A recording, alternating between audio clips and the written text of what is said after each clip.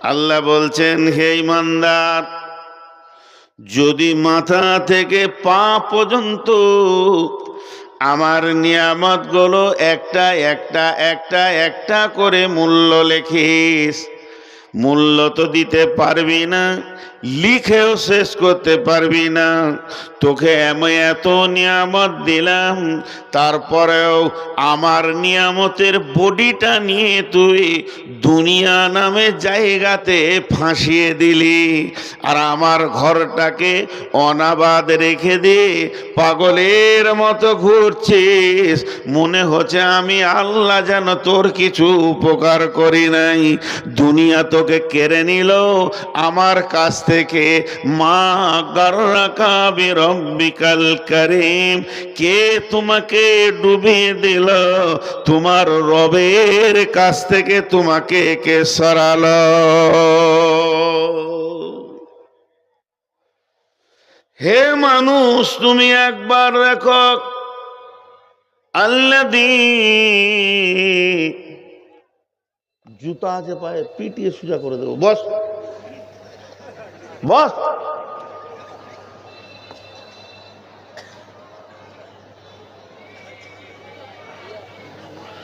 الذي خلقك فسواك فعدلك في أي صورة ما شاء ركبك। ওই আল্লাহ তোমাকে বানিয়েছেন, তোমাকে শুধু বানাইনি, তোমার অবয়বটা এত সুন্দর করে বানিয়েছেন। হাঁটুটা ফোল্ডিং করেছেন, পায়ের শেষে 10টা আঙুল দিয়েছেন, হাতের শেষে দিয়েছেন। পায়ের শেষে আঙুলগুলো ব্যালেন্স ঠিক রাখবি, হাতের আঙুলগুলো ধরবে। কেমন তোমাকে বানিয়েছেন? যে জায়গাটায় তোমার মেশিন রয়েছে, কলিজা আছে, ফ্যাপসা আছে, দামি দামি মেশিন আছে, ওইখানটা হাড্ডি দিয়ে লেমিনেশন করে দিয়েছেন যাতে কোনো বিপদ আপদ না হয়।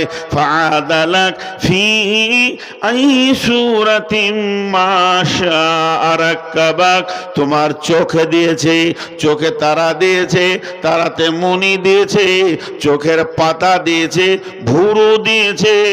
এত সুন্দর করে যে আল্লাহ তোমাকে বানালো, ওই আল্লাহর সাথে তোমার কি বিপদ ঘটে গেল? তোমাকে বিয়াই বাড়িতে পায়, তোমাকে পাওয়া যায় চাচার বাড়িতে, তোমাকে পাওয়া যায় খালার বাড়িতে, তোমাকে পাওয়া যায় বন্ধুর বাড়িতে, কিন্তু তোমাকে একবারও আল্লাহর ঘরে কেন পাওয়া যায় না?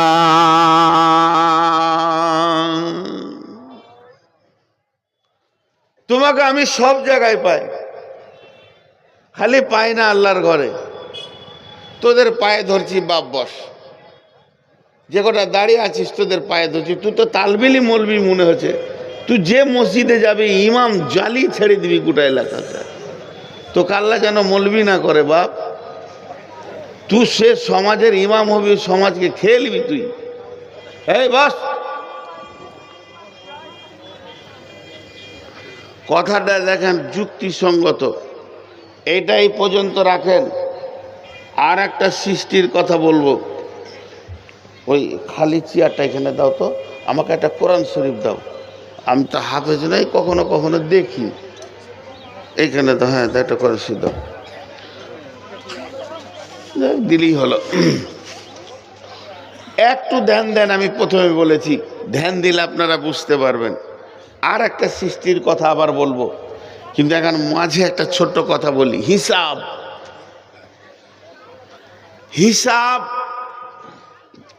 আমাদের বাংলাতে প্রত্যেক ক্লাসে একটা অঙ্কের বই আছে, অঙ্কের বই। আপনাদের হিন্দিতে কি বলেন বুঝি না, অঙ্কের বই বলবেন নাইলে হিসাবের বই বলবেন। গণিত আছে। ও কি করে? কত আয় হলো, কত ব্যয় হলো, আমাদের হিসাব লাগানো আছে। একটা কথা সামান্য ছেড়ে দিয়েছি, আর একটা অ্যাঙ্গেল আনছি, আর একটা আনবো, 3টে এনে তারপরে বায়নার দিকে যাব। হিসাবের খাতা কি করে? চাষিরা হিসাব করে আমি জমিনকে কত দিলাম, জমিন আমাকে কত দিল, কত লাভ হলো, কত লস হলো।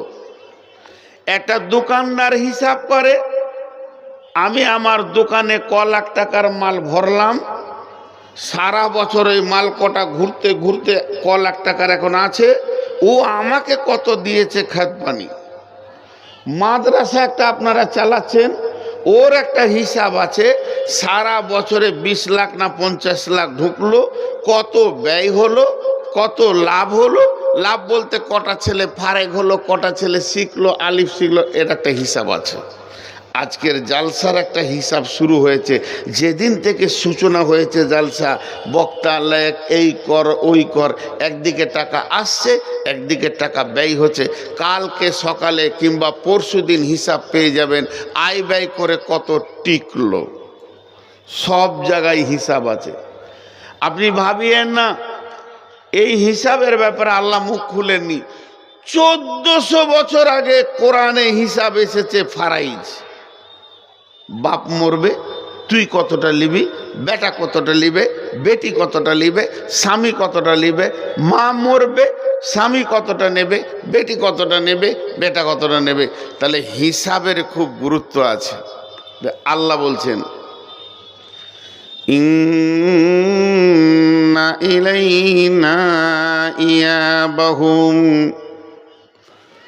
সুম্মা ইন্না আলাইনা হিসাবাহুম। আমার কাছে তোকে ফিরে আসতেই হবে, আর তোর জিন্দেগির হিসাব আমাকে দিতেই হবে, ফিরে আসতেই হবে। যদি আল্লাহ হালকা করে বলতেন তোকে ফিরে আসতে হবে, হিসাব দিতে হবে, এইটা আল্লাহ বলেননি। ভাষার মধ্যে চ্যালেঞ্জ রয়েছে, তোকে আসতেই হবে, হিসাব দিতেই হবে। আমি পৃথিবীটা প্রত্যেকটি হিসাবের মানদণ্ডে চালাচ্ছি। আমার চন্দ্র ঘুরছে হিসাবে, আমার সূর্য ঘুরছে হিসাবে। আশ-শামসু ওয়াল কামারু বিহুসবান ওয়ান নাজমু ওয়াশ-শাজারু ইয়াসজুদান। তারা একে অপরকে ক্রস করে কিন্তু ধাক্কা লাগে না, প্রত্যেকে নিজের নিজের রাস্তায় দৌড়ছে। তাহলে এই পৃথিবীটা অঙ্কে গণিতে চলছে, তাহলে তোর জীবনের একটা হিসাব আমার কাছে রয়েছে। আমার কাছে যেদিন তুই ফিরে আসবি, সেদিন আমি তোর হিসাব তোর হাতে ধরিয়ে দেব।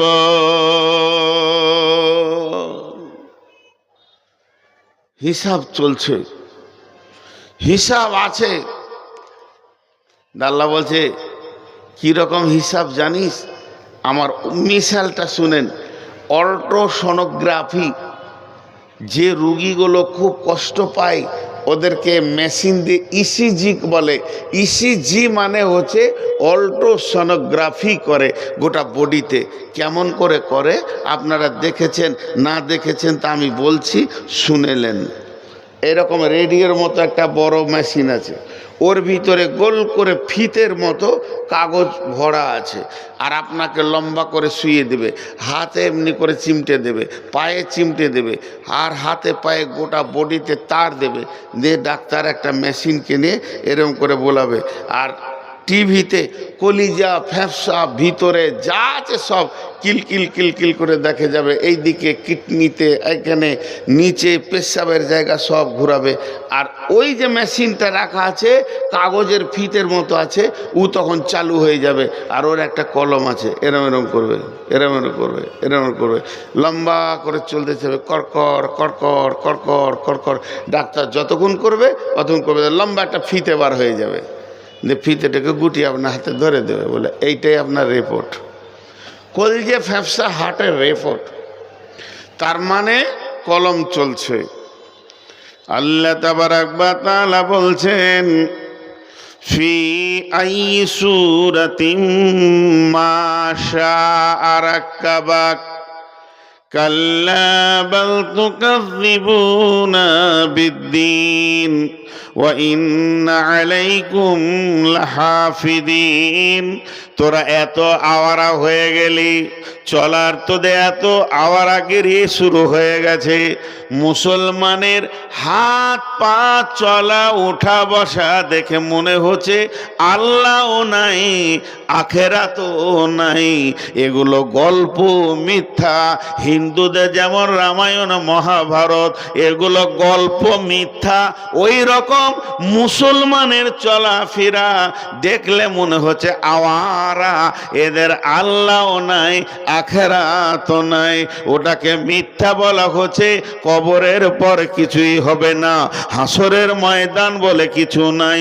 যদি ওগুলো থাকতো, হিন্দুরা এসেছে সিরাসিনে যে ঘুরে ঘুরে ঘুরে ঘুরে ঘুরে ঘুরে মুসলমানদেরকে দেখছে। হিন্দুরা শুনে এসেছে, এতদিন জেনে এসেছে, কোনো বই পড়েছে যে আখেরাতের ভয় যদি থাকে তো মুসলমানদের থাকবে। ওদের কাছে যত আখেরাতের দলিল আছে, যত কবরের দলিল আছে, অন্য কোনো জাতির কাছে এত দলিল পৌঁছায়নি, এত আয়াত পৌঁছায়নি, এত হাদিস পৌঁছায়নি। তাহলে চল চল চল সেরাসিনে একদিন থেকে আসিগা। ওদের চলাফেরা দেখলে আমরা বুঝে নিব এরা আখেরাতকে কত ভয় করে।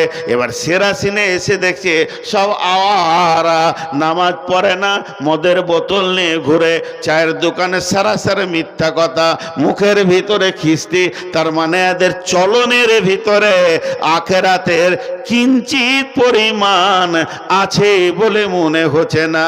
আল্লাহ বাল তুকাযযিবুনা বিদ্দীন। আল্লাহ বলছে তোদেরা যত আওয়ারা হবি হয়ে যা। ওয়া ইন্না আলাইকুম লাহাফিজিন কিরামান কাতিবিন।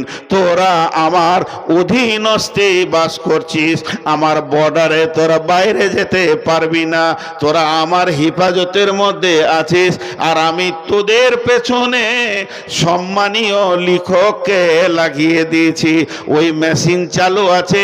যেদিন তুই জন্ম নিয়ে পৃথিবীতে এলে সেদিন আমার কলম চালু হয়ে গেছে, ওই কলমটা চলতে আছে। কতদিন চলবে, কতদিন চলবে? যেদিন আজরাইল তোর নিঃশ্বাসটা বন্ধ করবে, আমার কলম সেদিন বন্ধ হবে। কিরামান কাতিবিন। হতে পারে তুই ক্লান্ত হয়ে গেছিস, গাছের নিচে শুয়ে আরাম করছিস, তবু আমার কলম চলছে। তুই রাত জেগেছিস, ফজরের পর ঘুমাচ্ছিস, তবু আমার কলম চলছে। আমার কলম কোনো সময় থকবে না, বিরতি হবে না, সে থামবে না। সেই কলমে দুইটা কালি বের হচ্ছে, একটা কালি হলো সবুজ। যখন তুই ভালো কাজ করবি তখন সবুজ কালি বের হবে, আর যখন তুই গুনাহ করবি তখন লাল কালি বের হবে। আর ওই ফিতেটা চলতে থাকবে, চলতে থাকবে। যেদিন তুই হাসরের মাঠে আসবি, তোর রিপোর্টটা তোর হাতে ধরিয়ে দেব।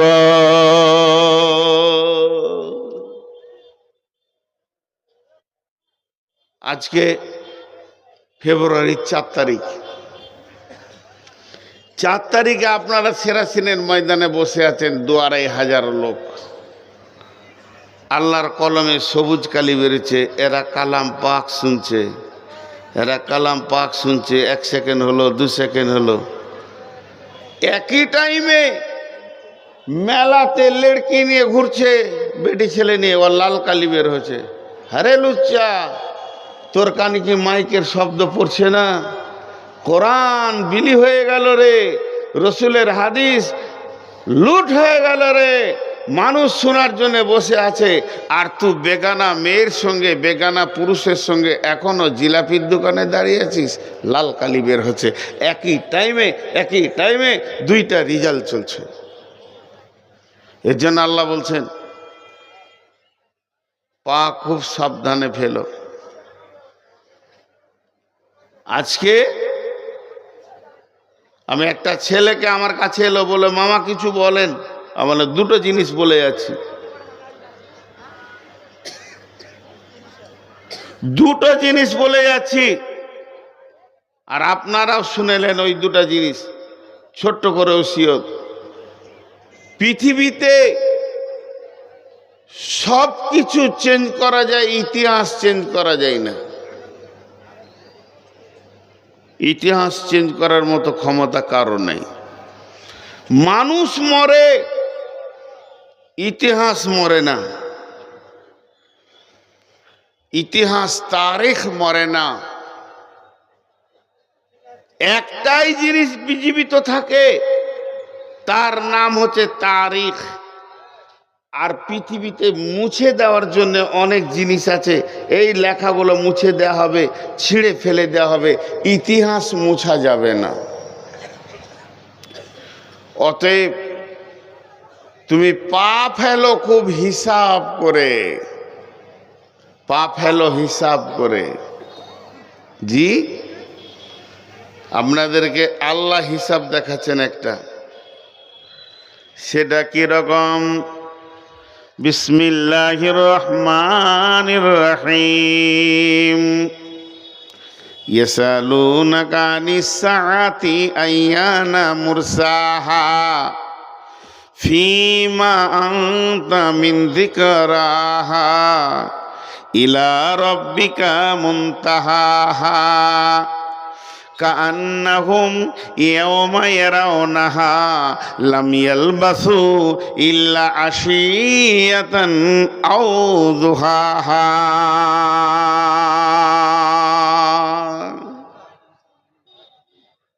আল্লাহর হস্তে 1 মিনিট ধ্যান দেন। এই আয়াত কটা 1 মিনিট ধ্যান দেন। হিসাব কাকে বলে বুঝেলেন?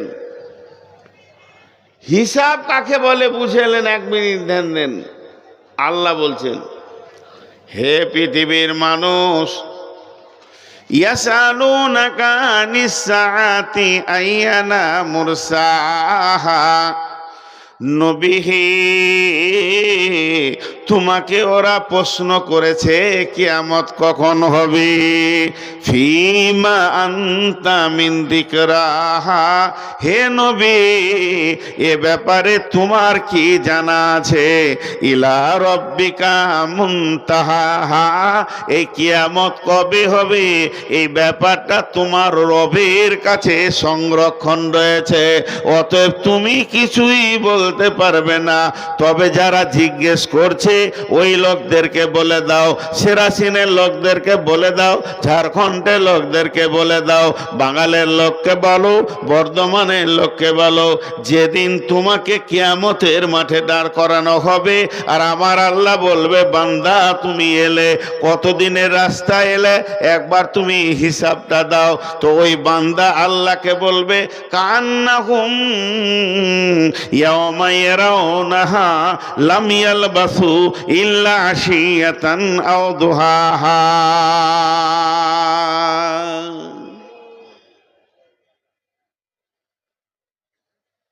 কথা বলবো, কিন্তু একটা কথা জিজ্ঞেস করছি আপনাদেরকে। আখিরটা সবাই জানে, শেষটা সবাই জানতে চাই। এখানে হিসাব চলছে। আরে ছাড়ো হিসাব, থাকলো কত এটা বলো। খরচা বাদে থাকলো কত এটা বলো। 20 লাখ হয়েছে এটা শুনবো না, তোমার খরচা বাদে থাকলো কত বলো। এটার নাম হিসাব। ছেলেকে বলছেন, বাবা হাট বাজার করে নিয়ে এলাম, 7,000 টাকা নিয়ে গেছিলাম, দেখ তোরে কত আর রয়েছে। কতটা রয়েছে এইটার ওপরে মানুষ গুরুত্ব দেয়, কতটা খরচা হয়ে গেছে ওটার গুরুত্ব অত দেয় না। আরে থাকলো কতটা বলো। মসজিদের হিসাব চলছে, থাকলো কত বলো। বছর শেষে থাকলো কত বলো। আমাদের আল্লাহ একটা ব্রেন দিয়েছে, সুস্থ মগজ দিয়েছে, কত খরচা করলাম এই দেহটাকে, এটা দেখার দরকার নাই। আর কটা দিন আছে বলেন? আর কটা দিন আছে? আমার আর কটা দিন এই পৃথিবীতে আছে, এই হিসাবটা কে বলতে পারবে? কেউ পারবে না। জি, কেউ পারবে না। একজন বড় ইসলামী চিন্তাবিদ বলছেন, আল্লাহ দেন একসঙ্গে, লেন কিস্তিতে, দেন একসঙ্গে, লেন কিস্তিতে। হাজি ভাই আপনারা একবার মুখ খুলে বলেন, আমি যদি কাউকে 10 লাখ টাকা একসাথে দিই, যা বিজনেস করে খাগা, ব্যবসা করগা, মাসে তুই আমাকে 5,000 করে দিস, কত বড় নিয়ামত! ও কত খুশি হবে যে এত বড় উপকার আমার বাপও করেনি। 10 লাখ টাকা একসঙ্গে দিচ্ছে আর মাসে 5,000 করে দিচ্ছে, খুশি হবে। তা আল্লাহ দেন একসঙ্গে, লেন কিস্তিতে। কীরকম? মায়ের পেটে যখন বডিটা তৈরি হয়, মাথার চুল থেকে পা পর্যন্ত কোনো পাশটা বাকি থাকে না, একসঙ্গে আল্লাহ দান করেন। আর সব বডিটা নিয়ে আমি দুনিয়াতে চলে আসলাম। এই বডিটা আল্লাহর দেওয়া, এইটাকে নিয়ে আমি পৃথিবীতে খরচা করতে শুরু করেছি। কত বছর করলাম? আল্লাহর দেওয়া বডিটা 54 বছর ব্যবহার করছি এখন আমি। এরপরে আল্লাহ কিস্তি শুরু করেছে। চোখ দুটি নিয়ে নিয়েছে, খালি চোখে কোরআন দেখতে পারি না, চশমা নিয়ে নিয়েছি। এবার আমি আগাতে শুরু করেছি। তারপরে বলছে এবার মিজাজ চলে গেল, এরপরে বলবে হাত গেল, তারপরে বলবে দাঁতগুলো খসে গেল, পা কাজ করে না। একটা একটা কিস্তি যখন শুরু হবে বন্ধুরে, তখন ভাবতে হবে এবার আল্লাহ আমাকে নিতে শুরু করে দিয়েছে, আমার কিস্তি শুরু হয়ে গেছে, মানে আমার যত ঋণ আছে আল্লাহ নিয়ে নেবে। শেষ কিস্তিতে আত্মাটা নিবে, জানটা নিবে, কবরে ঢুকিয়ে দেবে। এটা আল্লাহ দেন একসঙ্গে, নেন কিস্তিতে। কিস্তি যখন শুরু হয়ে গেছে তখন বুঝে নিতে হবে আর পৃথিবীতে বাঁচপানি চলবে না।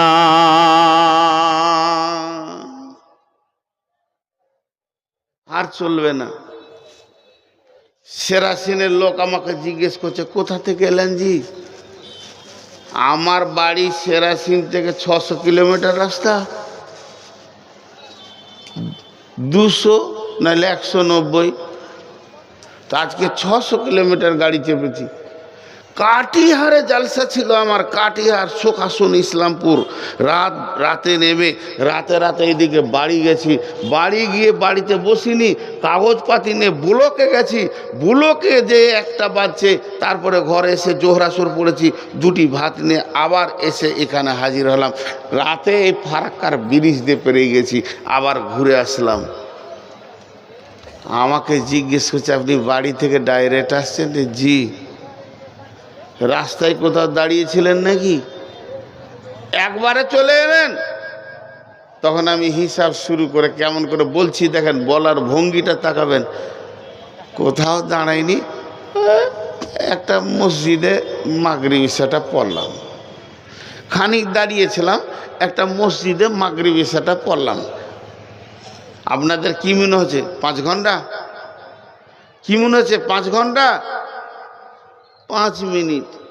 আল্লাহ বলছেন, যেদিন তোকে কিয়ামতের মাঠে আমি দাঁড় করাবো, আমি জিজ্ঞেস করব, বান্দারে কোথায় থেকে আসছিস বল? তোর সফর তো জান্নাত থেকে শুরু হয়েছে। জান্নাত থেকে তোকে আমি মায়ের পেটে দিয়েছিলাম, মায়ের পেটে এর করে দুনিয়া নামে একটা জায়গা তুই অতিক্রম করেছিস। তারপরে তুই কবরে এলি, কবর থেকে তোকে তোলা হলো। তাহলে তুই কত দূর রাস্তা এলি, কোথায় ছিলি তুই বল? ওই লোকটা আল্লাহর সামনে কি বলবে দেখেন, কান্নাহুম ইয়াউমা ইয়ারাউনাহা লাম ইয়ালবাসু ইল্লা আশিয়াতান আও দুহাহা। হে আমার রব, ওরে আমার আল্লাহ, আমি এত লম্বা সফর করেছি জান্নাতুল ফেরদাউস আলামে আরওয়া থেকে মায়ের পেটের ভিতর দিয়ে, তারপরে দুনিয়া নামে একটা জায়গা অতিক্রম করে, আয়ের পরে কবরের ভিতর দিয়ে তোমার কাছে হাসরের ময়দানে এলাম। আমি কোথাও দাঁড়াইনি, কোথাও সময় দিইনি।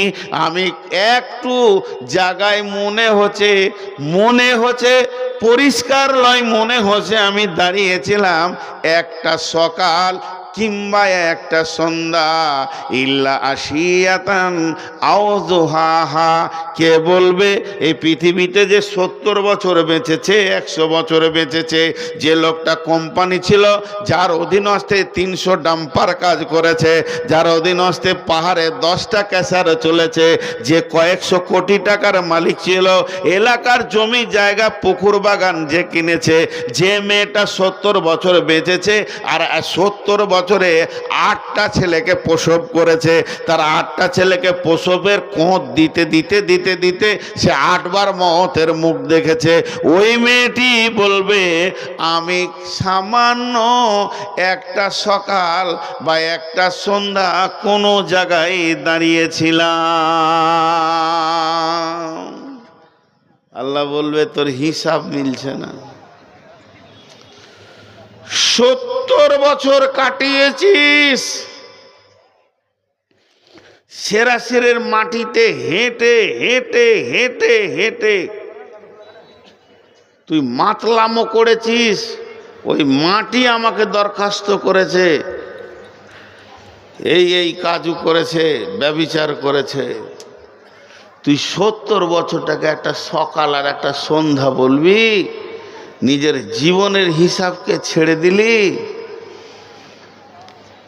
হিসাব আমরা করি না, জমির হিসাব করি, জায়গার হিসাব করি, ধানের হিসাব করি, পেঁয়াজের হিসাব করি, রসুনের হিসাব করি, সিমের হিসাব করি, বেগুনের হিসাব করি, দোকানের হিসাব করি, চায়ের দোকানের হিসাব করি, পানের দোকানের হিসাব করি, সারা পৃথিবীর সব কাজের হিসাব করি, কিন্তু আখেরাতের কতটা পুঁজি জমা করলাম একদিনও কাগজ কলম নিয়ে বসিনি।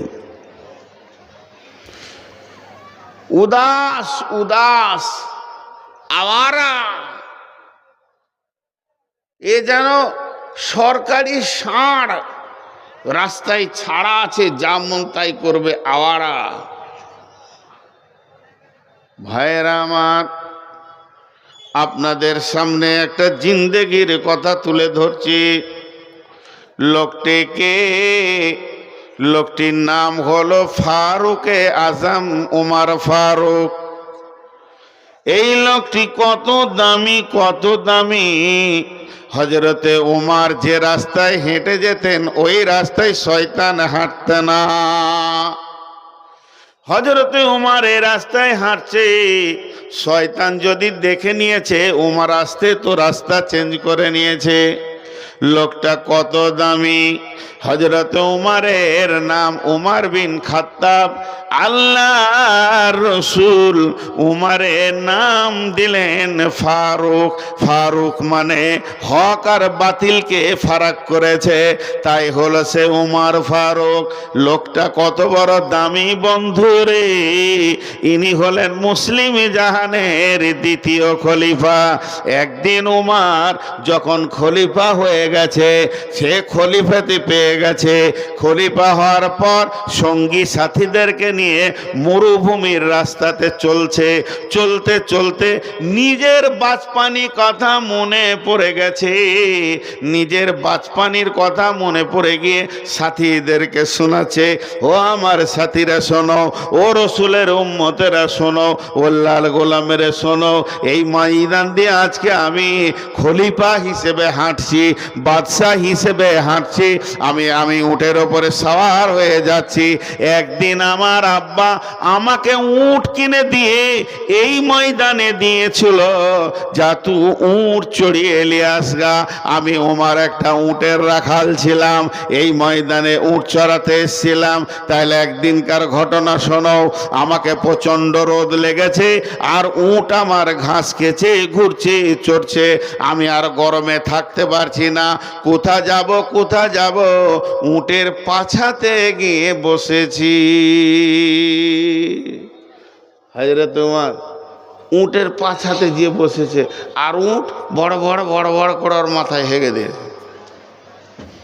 কতটা বুঝে, চাওয়ালা ওই উঠা, চা উঠা, ভাগ, সিধা মালদা স্টেশন চলে যা।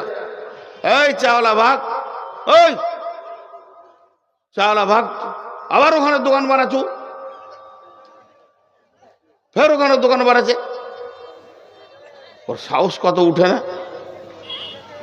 ভাগ বাড়াড়া চলে যা, তোকে খুঁজছে স্টেশন। ও ফের গাছের আড়ে বসলো।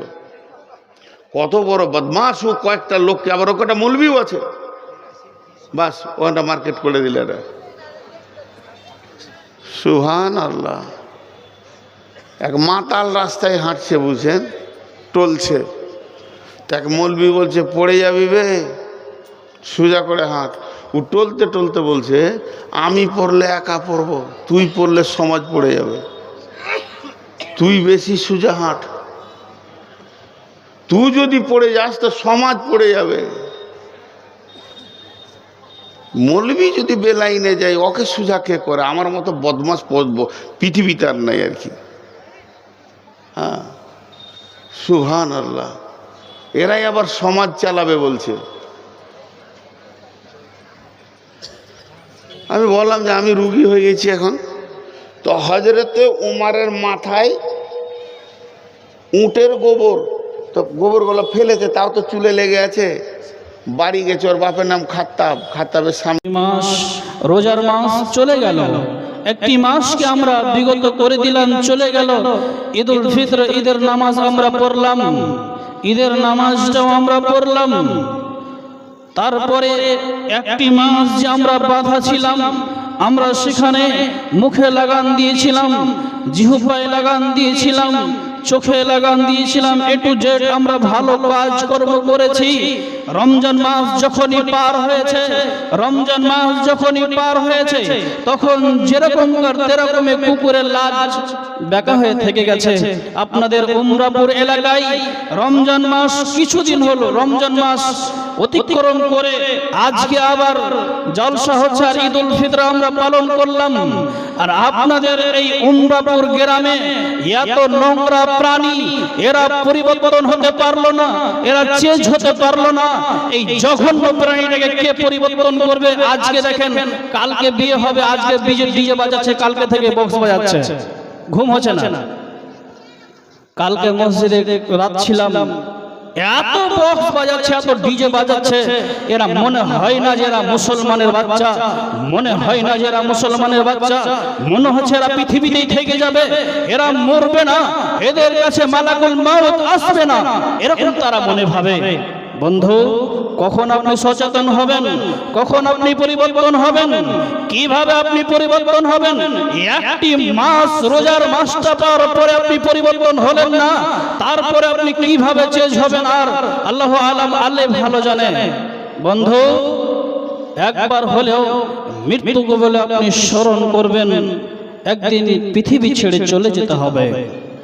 মনে ভাববেন আপনি বিছানায় শুয়ে আছেন, বিছানায় শুয়ে আছেন, শুয়ে শুয়ে আপনি এইটাই মনে ভাববেন, এই এখনই আমাকে গোসল দেওয়া হলো, আমি মরে গেছি, আমি মরে গেছি, আমার পাড়া প্রতিবেশী আমাকে ঘিরে তারা হই হুল্লোড় করছে, মা বাবা সবাই বসে আছে, এখনই আমাকে গোসল দেবে, এখনই আমাকে গোসল দেবে।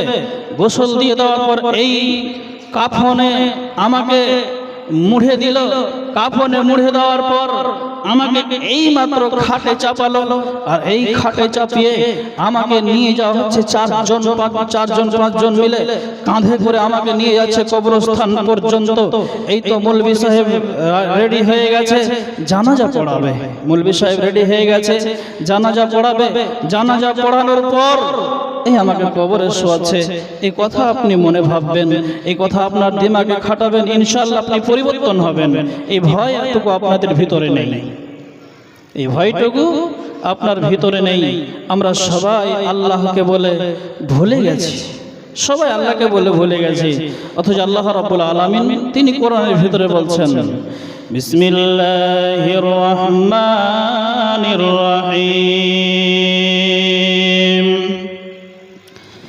كيف تكفرون بالله وكنتم أمواتا فأحياكم ثم يميتكم ثم يحييكم ثم إليه ترجعون। হে পৃথিবীর মানুষ, কেমন করে আল্লাহকে বলে ভুলে যাও, অথচ তোমাদের কোনো অস্তিত্ব ছিল না, তোমাদের কোনো চিহ্ন ছিল না, তোমাদের কোনো পরিচয় ছিল না, তোমাদের কোনো পরিচয় ছিল না, সঙ্গী সাথী ছিল না। আমি আল্লাহ রাব্বুল আলামিন তোমাকে দুনিয়া নামক জায়গায় পাঠালাম। কেমন করে পাঠালাম?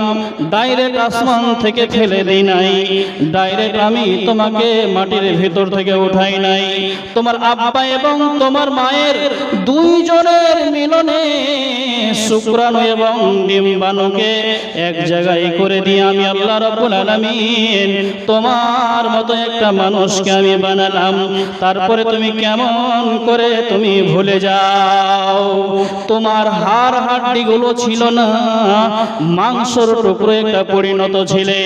আমি আল্লাহ রাব্বুল আলামিন তোমার এই বডিটাতে সুন্দর একটি চামড়া দিলাম, স্কিন দিলাম, দিয়ে তোমার সেইগুলোকে গোপন জিনিসগুলোকে আমি ঢেকে দিলাম। কেমন করে তুমি ভুলে যাও? হে পৃথিবীর মানুষ, তুমি কেমন করে আল্লাহকে বলে ভুলে যাও? যখন তুমি দুনিয়ায় আসলে তখন তুমি আমাকে বলে ভুলে গেলে, অথচ তোমাদেরকে আবার আমার কাছে ফিরে আসতে হবে। তোমাদেরকে আবার আমার কাছে ফিরে আসতে হবে। তারপরেও তুমি কেমন করে ভুলে যাও পৃথিবীর মানুষ?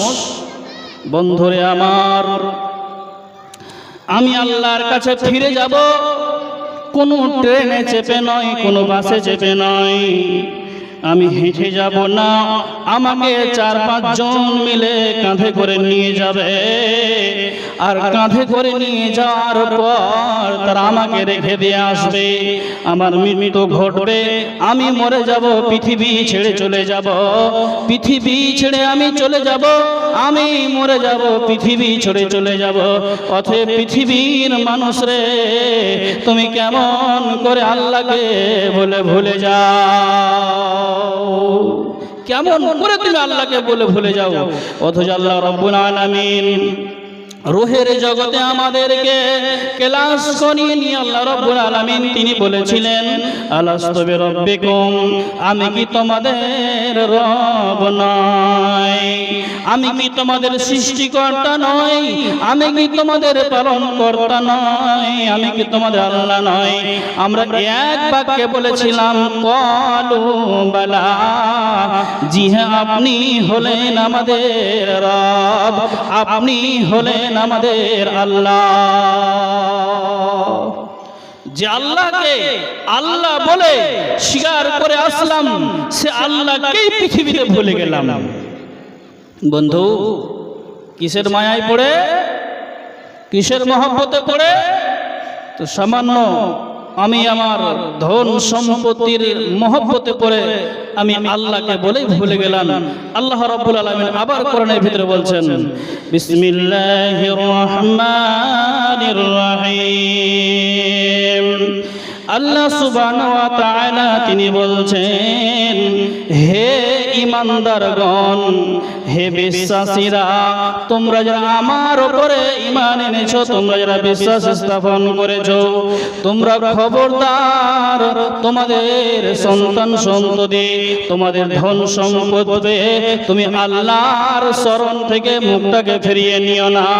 যদি তোমরা আল্লাহর শরণ থেকে মুখটাকে ফিরিয়ে নাও, তাহলে তোমরা তহস নহস হয়ে যাবে, তোমরা ক্ষতিগ্রস্তের ভিতরে পড়বে, তোমরা শেষ হয়ে যাবে।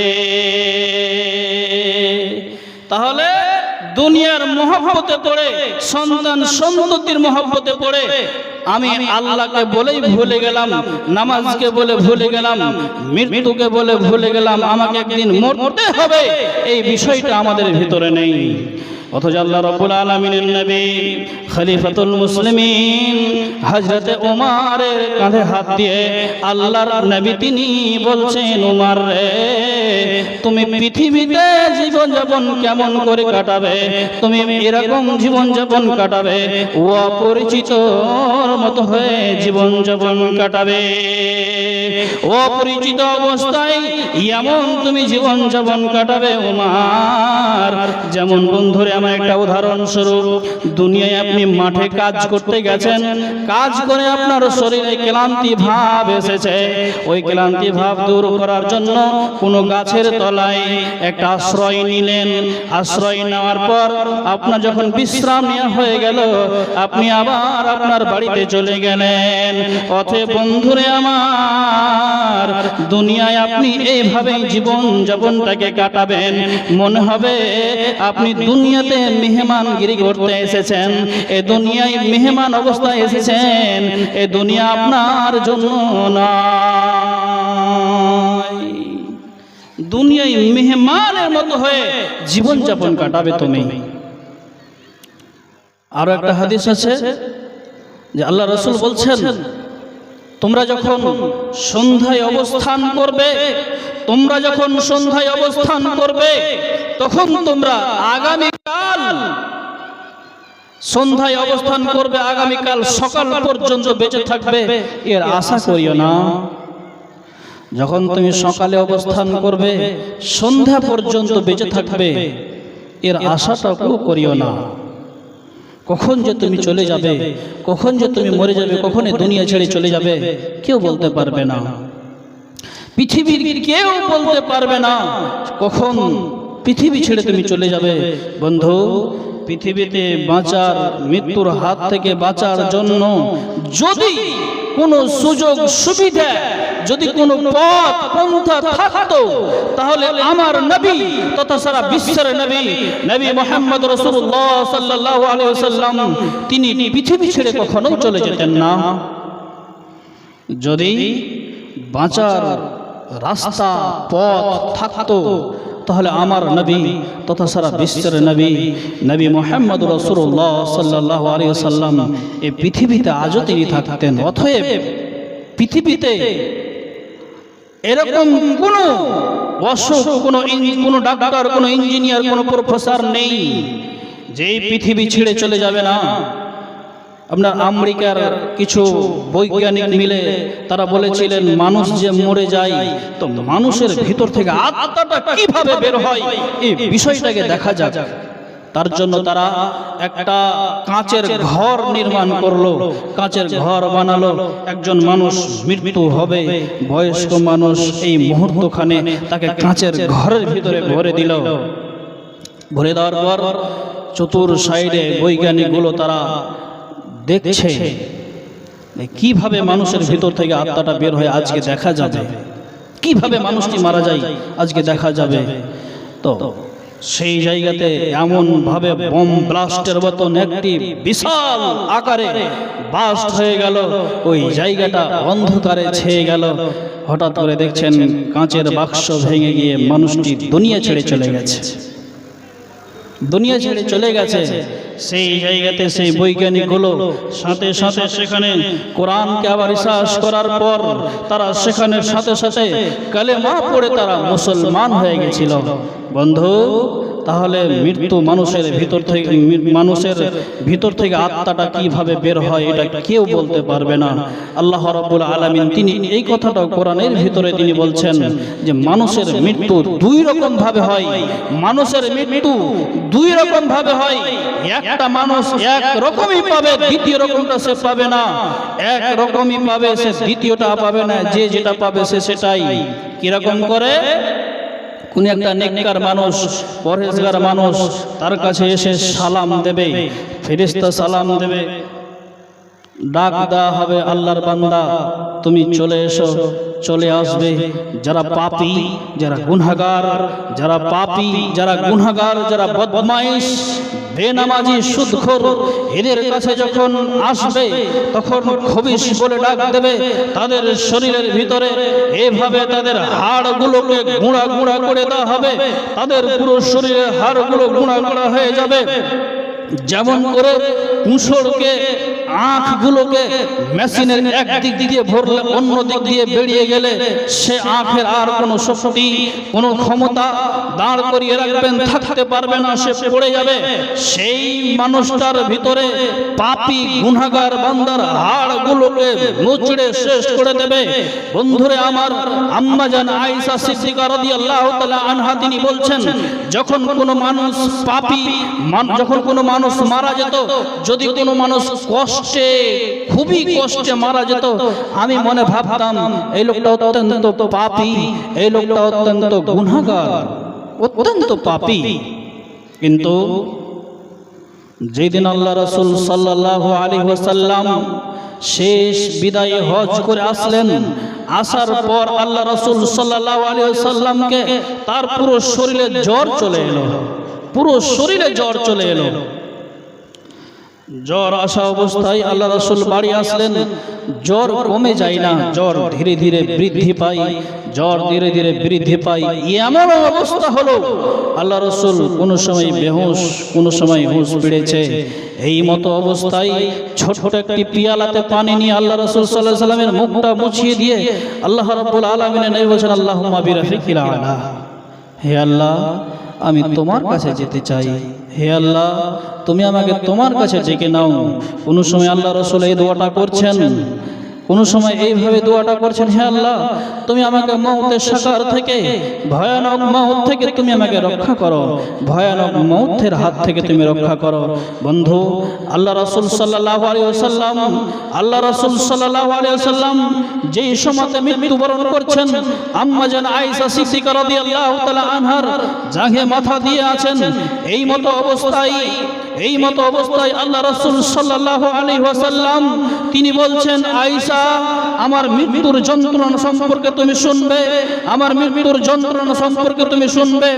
আয়েশা আম্মা জান আয়েশা সিদ্দিকা রাদিয়াল্লাহু তাআলা আনহা তিনি বললেন, আল্লাহ রাসূল আপনি বলেন আপনার মৃত্যু যন্ত্রণা সম্পর্কে। আল্লাহ রাসূল সাল্লাল্লাহু আলাইহি সাল্লাম তিনি বললেন, মনে হচ্ছে আমার কলিজাতে মনে হচ্ছে অসংখ্য খেজুরের কাঁটাগুলোকে গেঁথে দিলে যা যন্ত্রণা, যা বেদনা হয়, আমি নবী মুহাম্মদ সেম বেদনা আমি পাচ্ছি, সেম বেদনা, বরং তার চাইতে বেশি যন্ত্রণা হচ্ছে। আম্মা জান আয়েশা সিদ্দিকা রাদিয়াল্লাহু তাআলা আনহা তিনি বলছেন, তারপর থেকে আমি মনে ভাবতাম যে না, কোন মানুষ পাপীর কারণে তার কষ্টে মওত হচ্ছে, এটা সঠিক নয়, বরং মানুষের মৃত্যুর সময় এরকম কষ্ট হয়, মানুষের মৃত্যুর সময় এরকম যন্ত্রণা বেদনা পাই। বন্ধু, আপনি পাপ করছেন, গুনাহ করছেন, পাপের সাগরে ডুবে আছেন। দেখেন একজন বিশ্ব নবী, যিনি নবীদের নবী, যিনি মহানবী, যিনি নবী মুহাম্মদ সাল্লাল্লাহু আলাইহি সাল্লাম, তিনার ইন্তিকালে যদি এত কষ্ট হয়, আপনার অবস্থাটা কি হবে বন্ধু? আপনার অবস্থা কি হবে? আপনার হালাত কি হবে? অতএব মৃত্যুর হাত থেকে তো পলায়ন করার কোনো রাস্তা নেই। মৃত্যুর হাত থেকে পলায়ন করার জন্য কোনো রকমের পথ নেই, কোনো রকমের পন্থা নেই। আপনি যদি সপ্তম জমিনের ভিতরে ঢুকে যান, পাহাড়কে ফাটিয়ে দিয়ে যদি পাহাড়ের ভিতরে ঢুকে যান, তারপরেও মালাকুল মউত সেখানে গিয়ে উপস্থিত হবে। মালাকুল মউত সেখানে গিয়ে উপস্থিত হবে। আপনি যে কোনো কোনায় থাকেন না কেন, যেখানে ঢুকে যান না কেন পৃথিবীর, মালাকুল মউত ঠিক উপস্থিত হয়ে যাবে সেই জায়গাতে। অতএব মৃত্যুকে বলে ভয় করুন, মৃত্যুকে বলে স্মরণ করুন। অতএব এই এলাকায়, এই অত্র এলাকা জুড়ে যতগুলি মানুষ বেনামাজি অবস্থায় মারা যাচ্ছে, যতগুলো মানুষ বেনামাজি অবস্থায় মারা যাচ্ছে, এরা পৃথিবী ছেড়ে বেনামাজি মানুষ যতগুলো মানুষ চলে যাচ্ছে, এদের জানাজা পড়ার জন্য, এদের জানাজাকে পড়ার জন্য ইমাম সাহেবের উপরে জোর করে আঙুল তুলে কথা বলা হয়, জোর করে আঙুল তুলে কথা বলা হয়। অথচ কোনো ইমাম সাহেব যখন ওই লোকটার ব্যাপারে এগুলো কথা বলে, বেনামাজির জানাজা পড়া যাবে না, বেনামাজির জানাজা আমরা পড়ব না, তখন ইমাম সাহেবকে গালি দেয়, ইমাম সাহেবকে খারাপ নজরে, ইমাম সাহেবকে আরো ইত্যাদি ইত্যাদি ট্যাগ দেখিয়ে কথা বলে। বন্ধু, আচ্ছা বলেন, জীবিত অবস্থায় যেই মানুষটার নামাজের কোনো প্রয়োজন পড়লো না, মৃত্যুর সময়তে কিসের জানাজা? মৃত্যুর সময়তে আবার কিসের জানাজার প্রয়োজন? কিসের জানাজার প্রয়োজন হবে বলেন দেখি বন্ধুরে আমার। অতএব প্রত্যেকটা মানুষকে মৌতের হাতে শিকার হতে হবে। আল্লাহ রাব্বুল আলামিন তিনি বলছেন, কুল্লু নাফসিন যায়িকাতুল মাউত, প্রত্যেকটা প্রাণীকে মৃত্যুর স্বাদ গ্রহণ করতে হবে। প্রত্যেকটা প্রাণীকে মৃত্যুর স্বাদ গ্রহণ করতেই হবে। এরকম কোনো মানুষ নেই যে মৃত্যুর হাত থেকে বেঁচে যাবে, এরকম পৃথিবীর কোনো মানুষই নেই। এরকম কোনো পৃথিবীর মেশিনই আবিষ্কার হয়নি যে আপনাকে মৃত্যুর হাত থেকে বাঁচিয়ে নেবে, এরকম কোনো মেশিন আবিষ্কার হয়নি। অতএব ভয় করুন মৃত্যুকে বলে, ভয় করুন মৃত্যুকে বলে। হযরতে মুসা আলাইহিস সালাতু ওয়াস সালামের জামানায় তার কওমেরা যেন তিনি মুসা নবীকে বলছেন, হে মুসা, মানুষের ভিতর থেকে কেমন করে আত্মাটা বেরিয়ে যায়, কিভাবে বের হয়? হযরতে মুসা আলাইহিস সালাম তিনি বললেন, আমরা তো হলাম নবী, তোমাদেরকে প্র্যাকটিক্যালে দেখা যাবে না, তবে তোমাদেরকে একটা উদাহরণ দিয়ে বোঝাই। হযরতে মুসা আলাইহিস সালাম বড় একটা চাদরকে নিলেন, কুড়ের গাছের উপরে ফেললেন, গাছটাকে ঝিঁকড়ে দিলেন, টানতে আরম্ভ করলেন, আর সেই যেন তার পরপর করে শব্দ আসছে।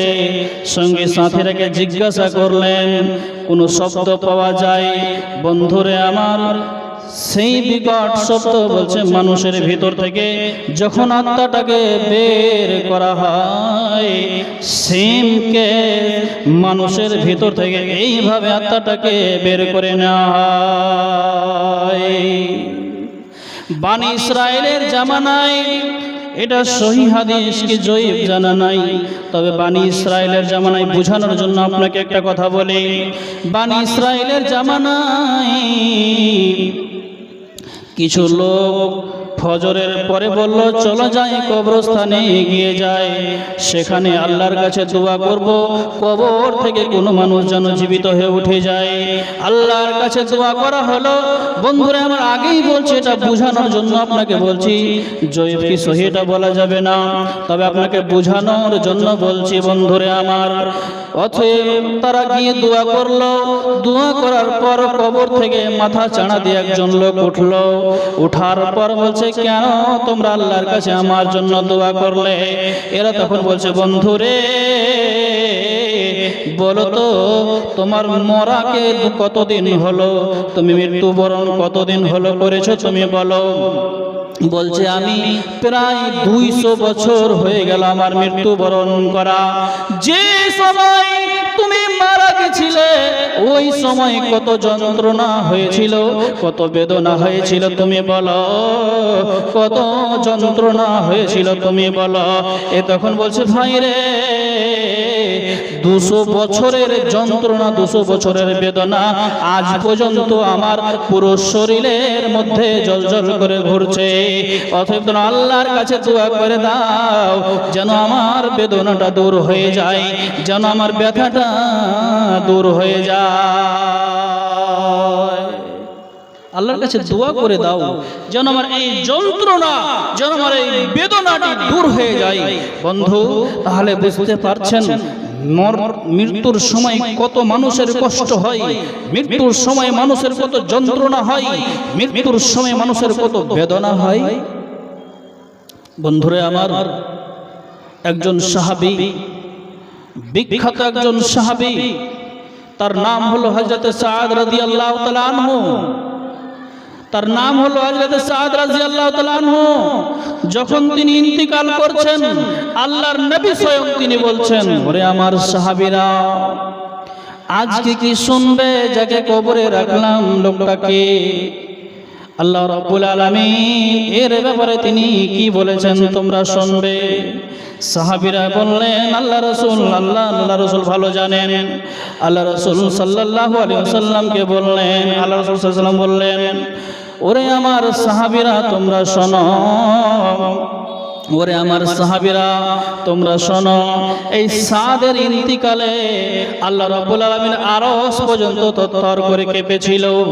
এই সাদের ইন্তিকালে, সাদের মৃত্যুর সময় এই সেই সাদ রাদিয়াল্লাহু তাআলা আনহু যার ইন্তিকালে আল্লাহর আরশ পর্যন্ত কেঁপেছিল, এই সাদের সঙ্গে আল্লাহ রাব্বুল আলামিন কবরে কি ব্যবহার করেছেন, কবরে কি ব্যবহার আল্লাহ রাব্বুল আলামিন করেছেন। কবরকে দুই দিক থেকে চিপে দেওয়া হলো, আর চিপে দেওয়ার পর পরক্ষণে কবরটাকে প্রশস্তি করে দেওয়া হয়েছিল। তার মানে বন্ধুরে আমার, যতগুলো মানুষ মারা যাবে কবরের অভ্যাস হলো তাকে দুই দিক থেকে চিপে দেবে, সংকীর্ণ করে দেবে। অথবা আপনি গুনাহ কেন করছেন বন্ধুরে আমার? একটু কি পাপ থেকে বাঁচা যায় না? গুনাহ থেকে বাঁচা যায় না? কিসের মহব্বতে পড়ে আপনি দুনিয়ায় চলাচল করছেন? কিসের এত অহংকার? কিসের এত অহংকার হয়েছে আপনার? কেমন এত অহংকার? আপনার চাইতে বড় বড় পণ্ডিত, আপনার চাইতে বড় বড় মাস্তান তারা দুনিয়া ছেড়ে চলে গেছে। আপনার চাইতে বড় বড় শক্তিশালী মানুষগুলো তারা পৃথিবী ছেড়ে চলে গেছে। কিসের এত অহংকার? কিসের এত গম্ভীরতা? কিসের এত অহংকার? কিসের এত গম্ভীরতা আপনি দেখাচ্ছেন? আপনি আপনার বাড়ির পাশে একজন মাস্তান ছিল, সেই মাস্তানের কথা আপনি ভেবে দেখেন। যেই মাস্তানটা পৃথিবীতে আর বেঁচে নেই, দুনিয়া ছেড়ে তাকে কবরে শুয়ে যেতে হয়েছে। আপনি ইতিহাস খুলে দেখবেন, নমরুদ, হামান, ফিরাউন সবাই চলে গেছে, এরা আজকে পৃথিবীতে বেঁচে নাই, তারা দুনিয়া ছেড়ে চলে গেছে। বন্ধুরে আমার, আপনি দেখেন মুহাম্মদ সাল্লাল্লাহু আলাইহি ওয়াসাল্লামের মতো চরিত্রবান, মুহাম্মদ সাল্লাল্লাহু আলাইহি ওয়াসাল্লামের মতন চরিত্রবান, যাকে স্বয়ং আল্লাহ রাসূল সাল্লাল্লাহু আলাইহি ওয়াসাল্লামকে বেঈদিন ইহুদিরা আল্লাহ রাসূল সাল্লাল্লাহু আলাইহি ওয়াসাল্লামকে নবীর জামানায় যারা কাফের ছিল তারা আল আমিন টাইটেল দিয়েছিলেন সত্যবাদী বলে। সেই নবী মুহাম্মদ পৃথিবীতে নাই, সেই নবী মুহাম্মদ সাল্লাল্লাহু আলাইহি ওয়াসাল্লাম পৃথিবী ছেড়ে চলে গেছেন। আপনি দেখবেন যে খলিফাতুল মুসলিমিন হযরতে ওমর রাদিয়াল্লাহু তাআলা আনহু যখন তিনি ইসলাম কবুল করেছিলেন, আল্লাহ রাসূল সাল্লাল্লাহু আলাইহি ওয়াসাল্লামকে বলেছিলেন, আল্লাহ রাসূল গোপনে ইসলাম প্রচার হবে না, এবার সামনেই প্রচার হয়ে যাবে। যিনি স্বয়ং তিনি হযরত, যিনি সেখানে দাঁড়িয়ে হারাম শরীফের ভিতরে দাঁড়িয়ে বলেছিলেন, কে এমন আছো যারা নিজের সন্তানদেরকে এতিম করবে, নিজের স্ত্রীকে বিধবা বানাবে, মাকে সন্তান হারা বানাবে?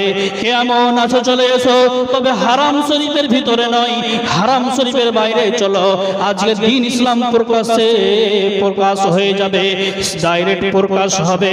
সেই খলিফাতুল মুসলিমিন হযরত ওমরের মতো চরিত্রবান মানুষ, যিনি ওমর রাদিয়াল্লাহু তাআলা আনহু, তিনি দুনিয়ায় বেঁচে থাকাকালীন জান্নাতের সার্টিফিকেট পেয়েছিলেন। সে ওমরের মতো শক্তিশালী মানুষটি আজকে পৃথিবী ছেড়ে চলে গেছে, তিনিও দুনিয়ার বুকে বেঁচে নেই।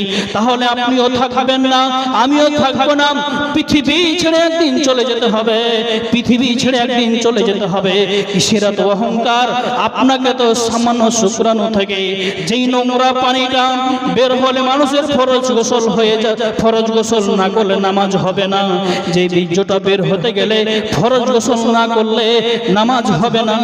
সে নাপাক বিদ্যুৎ পানি থেকে, এক ফোঁটা পানি থেকে আপনাকে আমাকে তৈরি করেছে। কিসের এত অহংকার? কিসের এত গম্ভীরতা?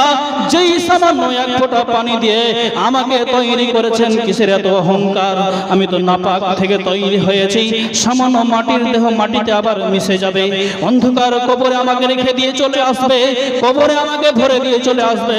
কিসের এত অহংকার? কিসের এত গম্ভীরতা বন্ধুরে আমার? অতএব আপনি আমি সবাই কবরে চলে যাব। একবার আল্লাহকে বলে ভয় করো, একবার আল্লাহকে বলে ভয় করুন, ফিরে আসুন আল্লাহর পথে, ফিরে আসুন আল্লাহর দিকে। অতএব আপনি নাচ গান যত কিছু আছে সেইগুলোকে পরিত্যাগ করে দেন, সেইগুলোকে ছেড়ে দেন। আপনি একটাই কথা মনে ভাববেন, রব্বুল আলামিন, আমি এই পৃথিবী ছেড়ে চলে যাব। আল্লাহ জানি না কবরে কি হালাই জীবন যাপন কাটবে, কবরে কিভাবে আমার জীবন যাপন কাটবে এটা আমার জানা নেই। অতএব মাবুদ, আমি তোমার কাছে ক্ষমা চাই, তোমার কাছে পানাহ চাই। আল্লাহ তুমি আমাকে ক্ষমা করো। আল্লাহ রাব্বুল আলামিন তিনি আপনাকে আমাকে ক্ষমা করবেন, তিনি আপনাকে আমাকে আল্লাহ সুবহানাহু ওয়া তাআলা ক্ষমা করবেন। অতএব গম্ভীরতা দেখিয়ে পৃথিবীতে চলাচল করিয়েন না। আপনাকে এই পৃথিবী ছেড়ে একদিন না একদিন যেতেই হবে, একদিন যেতে হবে। পৃথিবী ছেড়ে আপনাকে কবরে রেখে দিয়ে চলে আসবে। বন্ধুরে আমার, মহব্বতের মানুষটাকে তাহলে একদিন যখন পৃথিবী ছেড়ে আমি যাব, তার আগেখানেই আসুন না সবাই মিলে একসাথে আল্লাহর দিকে ধাবিত হই। আসেন না এই ধরনের এই ধরনের এতিমখানা মাদ্রাসাগুলোকে, আল-আকসা ফাউন্ডেশনগুলোকে, যেখানে মানুষদের সাহায্য সহযোগিতা করা হয়, সেদিকে একবার ফিরে আসি, সেদিকে একবার আমরা নজর দেই, একবার হলেও আমরা ভালো আমলটা করি। তাই সকলের কাছে আবেদন এটাই যে আল্লাহ রাব্বুল আলামিনের পথে ফিরুন এবং ভয় করুন মৃত্যুকে বলে। ভয় অবশ্যই করবেন কবরে আযাবকে বলে, যে কঠিন ভয়ানক আযাব হবে কবরে। কবরকে দুই দিক থেকে চিপে দেওয়া হবে, হাড় হাড়িকে গুঁড়ো গুঁড়ো করে দেওয়া হবে। বন্ধুরে আমার, এখান থেকে আমি আমার বক্তব্য শেষ করছি। আসসালামু আলাইকুম ওয়া রাহমাতুল্লাহি ওয়া বারাকাতুহু।